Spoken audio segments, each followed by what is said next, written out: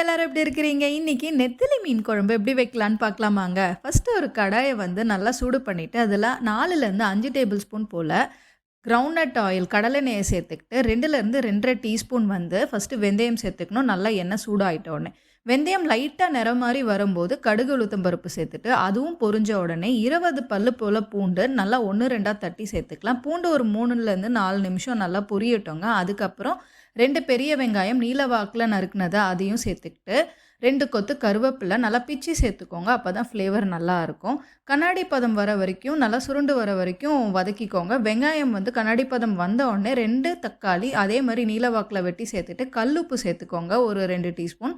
அதுக்கப்புறம் நல்லா வதக்கட்டும். இந்த மாரி நல்லா தக்காளி குழஞ்சி வந்ததுக்கப்புறமா 1/4 டீஸ்பூன் மஞ்சப்பொடி, 2 டீஸ்பூன் தனியா பொடி, கலருக்கு நான் கொஞ்சம் காஷ்மீரி மிளகாய் தூள் சேர்த்துருக்கேங்க. இது வேணான்னா விட்டுறலாம். குழம்பு மிளகாய் தூள் வந்து நான் வச்சிருக்க ஸ்பூன்ல 6 ஸ்பூன் போட்டேங்க. இது வந்து டேபிள் ஸ்பூன் கணக்கு பார்த்தீங்கன்னா 4.5லேருந்து 5 டேபிள் ஸ்பூன். தனி மிளகாய் தூள் இருந்தது அப்படின்னா, அதையும் மல்லித்தூளையும் ஈக்குவல் அமௌண்ட்டா சேர்த்துக்கோங்க நீங்க.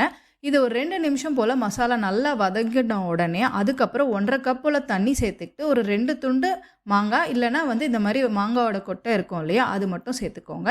இது மூடி போட்டு நல்லா பச்சை வாசனை போகட்டும் மசாலாவோட அது வரைக்கும் கொதிக்க விட்டுட்டு 10 நிமிஷத்துக்கு அப்புறம் இந்த மாரி கொதிச்ச உடனே, நான் ஒரு பெரிய லெமன் சைஸ் அளவு புளிய கரைச்சி வடிகட்டி வச்சிருக்கேன். அதையும் இது கூடவே சேர்த்துட்டு, திருப்பியும் வந்து லிட்டு போட்டு ஒரு 20 நிமிஷம் போல நல்லா கொதிக்க விடுங்க.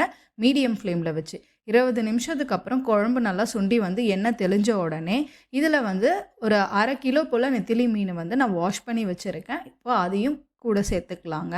நல்லா ஒண்ணு ஒண்ணா சேர்த்துக்கோங்க. இல்ல அப்படின்னா வந்து மொத்தமா போட்டோம் அப்படின்னா ஒரு மாரி ஆயிடும். ஸோ, அதனால தனித்தனியா ஒண்ணு ஒண்ணா சேர்த்துட்டு லைட்டா கலந்து விட்டுட்டு மூடி போட்டுட்டு, இப்போ ஒரு 5 நிமிஷம் வந்து சிம்ல வச்சா போதும். அவ்வளோதாங்க அந்த மீனோட குக்கிங் டைம். 5 மினிட்ஸ் சிம்ல வச்சிங்கன்னா ரெடி ஆயிடும்.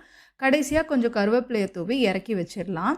இது வந்து சுட சுட சாப்பாடோட உங்களுக்கு பிடிச்ச சைட் டிஷ்ஷோட சர்வ் பண்ணி பாருங்க. சூப்பரா இருக்கும். இன்னைக்கு எங்க வீட்ல வந்து நெத்திலி மீன் ஃப்ரை, ப்ரான் ஃப்ரை, அப்புறம் முட்டை. நீங்களும் இது உங்க வீட்ல ட்ரை பண்ணி பார்த்துட்டு எப்படி இருக்குன்னு சொல்லுங்க. தேங்க்ஸ் ஃபார் வாட்சிங் மை வீடியோ. இன்னொரு ஒரு vlogல பார்க்கலாம். பாய்.